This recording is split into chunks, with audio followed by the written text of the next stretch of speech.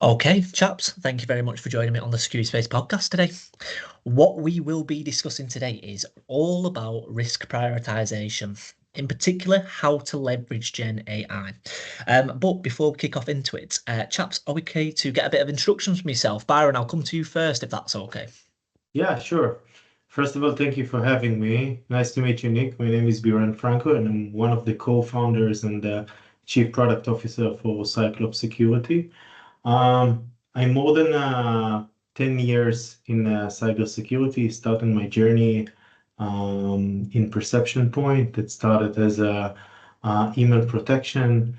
Then I did like a shift into the EDR, and I've been in Sentinel-1 for quite a long. And in my last position, I was the director of product, managing the entire EDR, cloud services, and the management console. And then after the IPO, I did migration or transition into Microsoft, where I've been a principal PM manager for a group within Microsoft Defender for Endpoint. And I manage the entire protection and also the entire protection on the Azure fleet, plus the entire development of Mac, Windows, and Linux agents. While in my last position, before I kick off into the journey of Cyclops, I was a VP product at Axonius. Nice. Okay. And just before we jump over to Tyler, obviously, just tell us a little bit, obviously, about why you actually did create Cyclops. Where did that actually come from? So Cyclops was created to solve a pressing issue we all see in cybersecurity. Too much data and not enough insight. We've made huge strides in visibility. Every tool now collects mountains of data, right? But the visibility isn't security. It's just the first step. The data is there, unfortunately, but we keep hearing about breaches. So something is wrong, right? Cyclops is about flipping that script. We focus on risk prioritization, and we're doing that using GenAI, but we are focusing on helping teams concentrate on the things that really matter. Now, the platform wasn't built to create more alerts because we are drowning with them, right? It was built to make sense of the ones you already have and guide teams with actionable steps to address the critical ones that really impact the business. Nice. Okay. Yeah, makes sense. Tyler, over to yourself, if that's okay. You'd like to give us a bit of an introduction, please. Sure. Yeah, thanks, Nick. It's great to be here. So I did 10 years in the U.S. Navy, was a cryptologic warfare officer, did all the secret squirrel stuff under U.S. Cyber Command, and I transitioned out and went to consult with KPMG for a brief stint. Did things like next-gen security operations, vulnerability management, threat intelligence types of engagements. After that, I transitioned into a U.S. career defense contracting company called Maxar Technologies. They build satellites, they take pictures of the planet, and support those on the ground, all warfighters around the world. I love the opportunity that I had there. And then I saw that Exabeam was hiring for its first CISO, and I joined the company about a little over 3 years ago. Led their enterprise security, product security, did a lot with supporting our sales and the field at large. And I'm one of those practitioners that was experiencing the problems that Biran just mentioned and why they created Cyclops. And so, as time will have it, we ended up running into each other about a year ago at RSA in San Francisco. And Biran was talking to me about the problems, and I was like, I've been thinking about these same things, and I know exactly what you're talking about. These are the things that I've experienced on a daily basis, and these are the things that my team experiences on a daily basis. And so, fast forward a few months, and they asked me to come partner up, and so we're partnered up today, and I'm helping a little bit of advisory, but also trying to share the message. And there's other CISOs out there that are obviously experiencing the same problems that we'll get into here on this call, but that's what I'm doing today. Fantastic. Okay, brilliant. Really good instructions there, chaps. So let's jump into it then. So just to remind the audience, what we're talking about today is risk prioritization and how to leverage Gen AI with that. So I want to kick off and just throw it to the floor more than anything. When it comes to risk prioritization, what are some of the risks of ignoring this concept? I'll keep it as open as that. Which one wants to take the first question? I will take it, Tyler. Okay. So, and by the way, Nick, it's a great question. The risks of ignoring prioritization are huge and hit every level at the organization. At the operational level, teams are buried in low impact tasks, okay? Which means eventually they're wasting cycles chasing alerts. They don't matter, while critical threats go unnoticed. It creates burnouts, frustration, and inefficiency. Now, at the strategic level, it even worse because organizations lose the ability to focus on what really protect the business. And this is all about, right? Now, if we go into tactic, like vulnerabilities sit unaddressed, right? For years, by the way, threats, debt pile-ups, and compliance gaps go unnoticed. And we know what happened next, right? Breaches. Customers lose trust, regulatory fines stack up, and the organization is stuck explaining why it couldn't act on risks that it already knew about, right? Prioritization and true intelligence or insight isn't optional anymore nowadays, right? Without it, security programs devolve into chaos. Always reacting, never preventing. And this is what we see today. Yeah.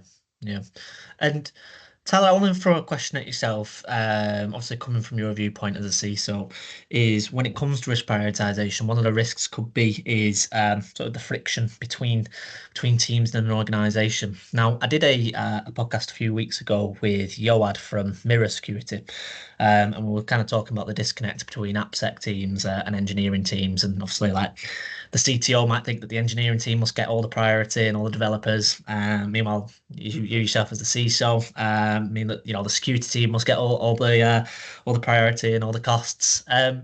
How does sort of the cultural approach towards risk prioritization when it comes to conflict between the teams affect your role as a CISO? So there's already the prioritization that's coming from the business, right? There's these business objectives that are already saying these are the things that thou shalt follow and adhere to. And that's primarily where your chief development officer, your CTO, whomever is going to abide by. And if they're building a product, they're going to build the product. If they need to ship this feature out in the next 2 weeks, they're going to ship that feature out the next 2 weeks. So you're already competing for resources and time, et cetera, to get security stuff done. So when you ask them to go help you get security stuff done, don't you want to ask them to focus on the things that really matter most and not just maybe a minor bug or a low severity vulnerability or some other low severity misconfiguration? Every time you pull on them to ask for assistance in remediating a risk or a vulnerability, et cetera, you're kind of calling in a favor. And none of this you can do within your team itself. So I would think that you'd want to make sure that you're asking for what I like to say is the right things to be patching, remediating, fixing, et cetera, within the organization, within the product, et cetera, and not just some low or meaningless risk. Okay. Yeah. No, that's a really good point. And Byron, go back to yourself as I'm more just speaking to you now as the founder, the co-founder of a company, more than anything. Now, I'm sure that there's been instances where you've been pulling your hair out or banging your head against a wall when your company is doing a poor usage of resources or spending a lot of money in an area that is just a waste of money. Now, to me, as the owner of a company, I'd want to basically be like, okay, how can we streamline that? How can we automate it? And now bringing in the product of what Cyclops does, it seems to me that this could appeal to everyone, and therefore there is a massive need for it in the market.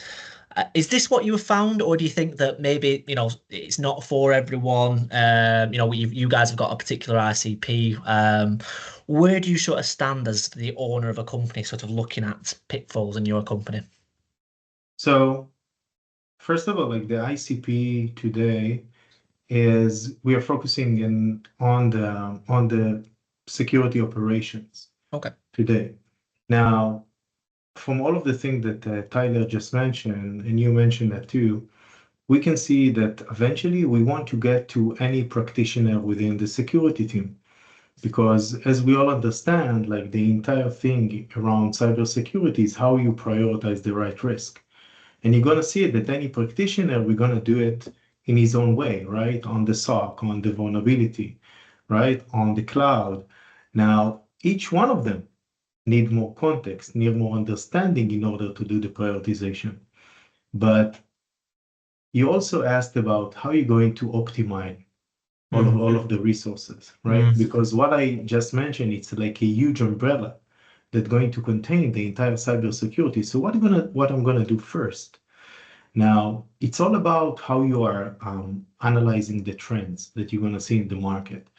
Like when you look, and you probably like interviewed some of the founders that do like all of the CSPM or like the cloud vendors, right? They do something very similar when they are like tying all of the information and providing insights, which is amazing for cloud native companies. But in reality check, it's not hold everything, because when you go to a mid market or large enterprise, you're going to see that they live hybrid. They have on-premise, they have like the workstations, and they also have the cloud. And if you want it or not, you need everything connect. So from our perspective, we're going to start exactly in this point where you need to bridge between the cloud to the on-prem, right? While solving this heavy and nagging problem, once we're going to solve it, it will be much easier to go into the cloud. Okay, by the way, we see a lot of security companies within the cloud reaching out to us in order to help them to provide more context and more insights in order to reprioritize findings and risks within the cloud. Okay. And is that this is more a question coming at your guys' product in line with the market at this moment in time. When it comes to a product that involves artificial intelligence, the market often needs to be at the right time for it, because sometimes a product can actually just be ahead of its years, and therefore the market isn't ready for it when it's released, and therefore it's pointless going out at that time. So therefore you might need to hold the brakes a little bit. How have you sort of found the first couple of years for Cyclops in terms of the reception it's received from the market? So basically, in a magical way, the combination between what we are doing with Gen AI technologies, it's amazing, because we built the company before ChatGPT were outside, right? So it's go like hand by hand, and to be honest, like ChatGPT did a lot of the PR that we used along the way. But I can tell you, and we all know it, AI, it's not something that is new, right? It's something that here for years, but it's become much more common, right? But I want to talk about like how we use AI in order to do the risk prioritization because it's important. Now, when we look at AI fundamentally changed the game because it doesn't process data, right? Like others. It learns, adapts, and prioritize in ways human teams cannot keep up with. Okay, by the way, if we all understand what is AI, it's kind of like a very sophisticated and talented teenager that you need to train and you need to grow, right? But it doesn't do it by itself, right? There is a lot of training and a lot of like I would say a lot of I would say a lot of heavy lifting and investment around it in order to make it mature, right? Now, if I'm going back to the main problem that security teams are drowning in data, like from logs and alerts and compliance requirements, AI cuts through that noise. It's identifying patterns, correlating risks, and focusing your team attention on what really matters. Now think about how much like before the AI era, right? Everything was manually, right? Now, the beauty in AI uh, isn't the ability to contextualize. It's not just saying, hey, here is a vulnerability, right? It's saying, here is a vulnerability that directly impact your business critical systems, and here what you should do with it, okay? That's where the value lies, providing actionable intelligence, because any solution today will give you a generic score, a generic prioritization. Nobody is going to tell you something that is really relevant for your organization that rely or analyze your own data. Now, for Cyclops specifically, it's about delivering prioritized insights that align with your environment and business needs. Cyclops doesn't just give you a laundry list of issues. It ranks risks based on context, provides targeted remediation guidance, and help you cut through the noise. It's not about replacing your team. It's about enabling them to focus on the highest value work. Nice. Yeah. Tyler, I'll come directly over to yourself. More so just an extension of what Biran said there. And just with the one caveat of it sounds amazing. Is bringing AI into it. It sounds like it's like you say, it's as well as rather than instead of. However, is it safe to be leveraging AI in this context? I'd ask the question to the viewers after you just asked me that: is it safe not to? Something's not working for us. I think there are some very powerful point solutions out there, but Biran was mentioning earlier, they're creating a lot of data. So what do we do with it? What do we do with all this information to move it from data to information to real intelligence or something being actionable? That's the biggest thing, I think. And to quickly go back to your other question, some of the biggest beneficiaries of this type of capability, if you're listening to this right now, if you are facing high stakes and have limited resources, then it's for you. And any CISO listening to this, as an example, is probably in that situation and would probably agree, yep, I have issues every day and I don't have enough people to solve the problems. We're just keeping up. So if you're an enterprise organization, you have a lot of assets, they generate a lot of data. I'm sure you don't have the full visibility and you're missing out on critical issues. If you're a small team, maybe there is no CISO, maybe it's just a security leader. You don't really know where to start or what to be working on next. It's a great force multiplier. And if you're in a regulated industry, yeah, you probably stand to gain a lot from Cyclops, because failing to prioritize risk correctly can actually lead to compliance penalties, reputational damage, and you're going to lose trust with your customers and regulators. So that's, Nick, from a perspective of not enabling this technology, that it's here. I think is a bigger risk than doing so. One of the things I'd call out also that I try to bucketize. There's like AI ML is a bigger umbrella term, and there's this component of AI that is think of Cyclops like a cake. Okay, you got this base layer of cake that is the majority of it, and that's all of the algorithms, all the intellectual property that Biran and his team have built to be able to gamify how to identify and prioritize these risks from all this data. You don't see that, but that is really like the bread and butter of the product. But what we're talking about today is the icing. The icing always tastes the best, of course, but that's the GenAI. That's the ability to interact with that information and do it in actual words, right? Not some random computer language, but do it in a way that's understandable for anybody reading or anybody typing something in. The icing on the cake. So Cyclops is the entire cake. Just don't forget that there's that other big piece of cake that's still just as tasty.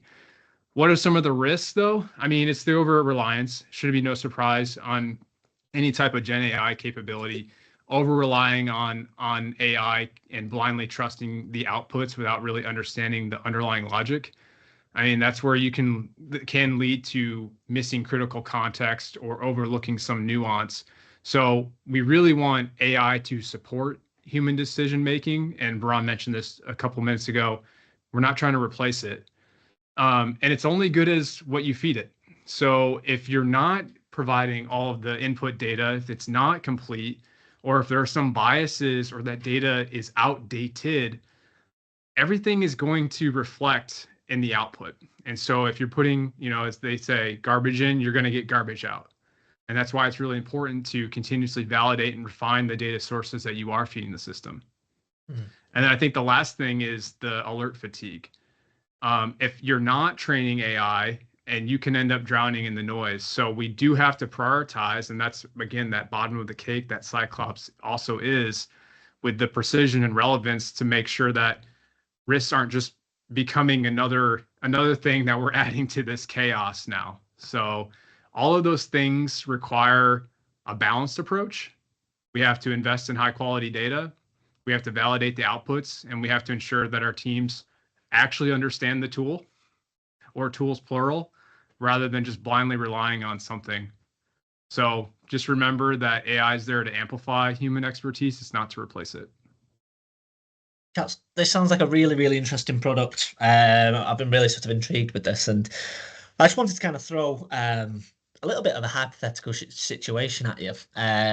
Let's just say that I am one of the many people that can benefit from this.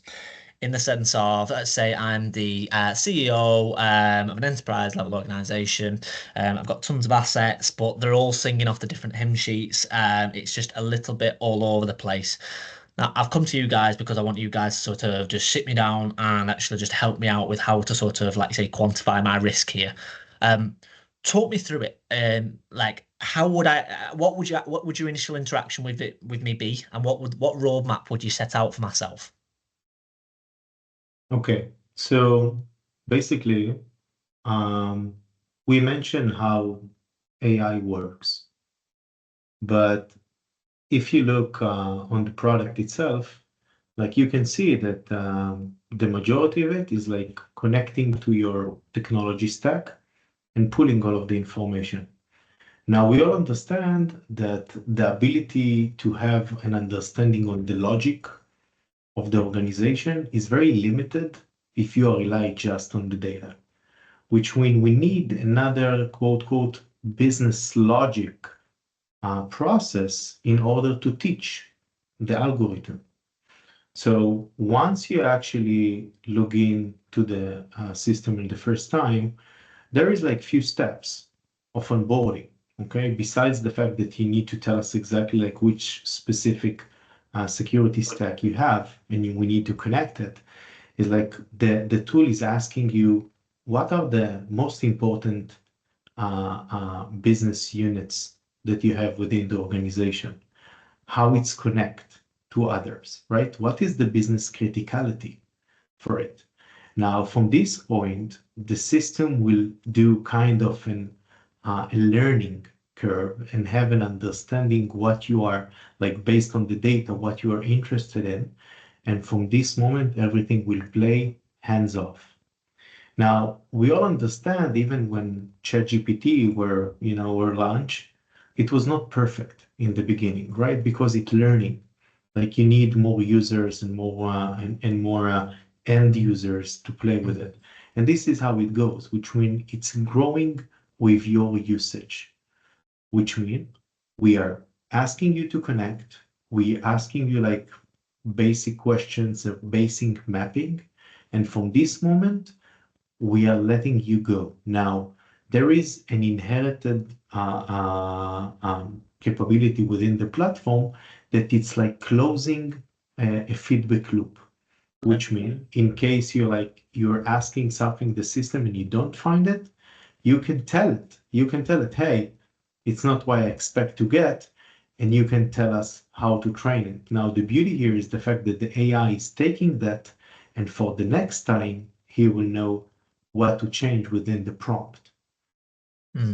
Makes sense. Yeah, and like more from a outside of the platform itself, kind of go back to your question, Nick. The two major questions that we would ask any customer, whether they be a CEO or a CISO, the first question is, how do you make money? Because that will help drive towards, well, where are your critical assets? Because that's what we want to protect. That's where we want to know where the risks are the most. The second question we'll ask is, and how do you intend to grow this year? Because that's the two objectives of any business: grow and make money. So how do you make money? How do you intend to grow this year? Because that's going to lead to what are your major business objectives? Because we can also tailor dashboards to see, okay, these assets are associated with a major business project or a major product release this quarter or this year. So let's really have insight into what's happening on these assets or these accounts, these users. So it's both what Biran was saying is directly within the platform and making it very easy to onboard and go, as well as, okay, well, how do we onboard a customer and what are the types of questions that we ask them? And it really simplifies down to those two questions. Yeah.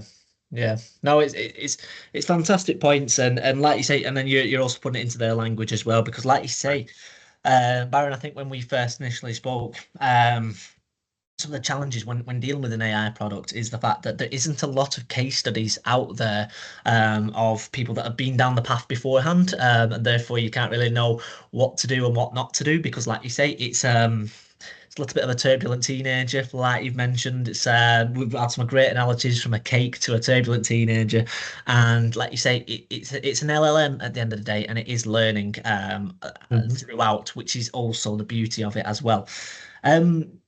Yeah, pretty much my final question, chaps. It's been really interesting. This is, what's the plan for Cyclops in the next 12 months to 3 years? Where do you sort of see the company actually going then?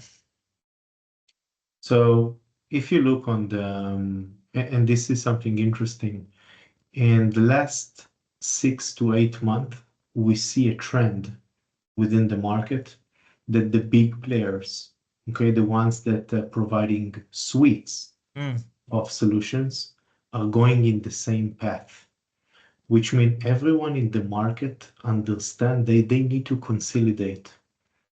Now, not any organization will have the resources and the ability to do a rip and replace or go with a single vendor. It will not happen. Cyclops is the connective tissue to all of the security stack and the technology stack that you have in order to get a real continuous cyber risk prioritization, risk management. This is the idea. Okay? So you're gonna eventually Cyclops will be the major or like the main vendor for implementing cybersecurity data fabric or cybersecurity mesh architecture, that on top of it, you will have modules, while the first one of them will be risk prioritization. Tal, it sounds like a rocket ship, and I'm guessing this is what you heard at RSA 12 months ago. Am I right in thinking? Yeah, I mean it's new. When I first heard about it, and again, experiencing these problems for myself. We're likening it, with different analogies today. I don't think there's a 3 or 4 letter acronym yet. Maybe there will be one day, but that's like the coolest part about all this, right? Is Biran and Cyclops at large is they are, at the tip of the spear with something new. And like I said, maybe it becomes an acronym one day, but this is new. This is why it's hard to talk about. This is why it's hard for folks to understand, because it's a new way of, how I say, doing cybersecurity. Exactly. And so if anybody has any questions or would like to have a chat with Byron and Tyler all about Cyclops or anything that might have been raised today, I'll be sure to put all the information down below. But once again, chaps, thank you very much for coming on to the Security Space podcast. Thanks, Thank Nick. you.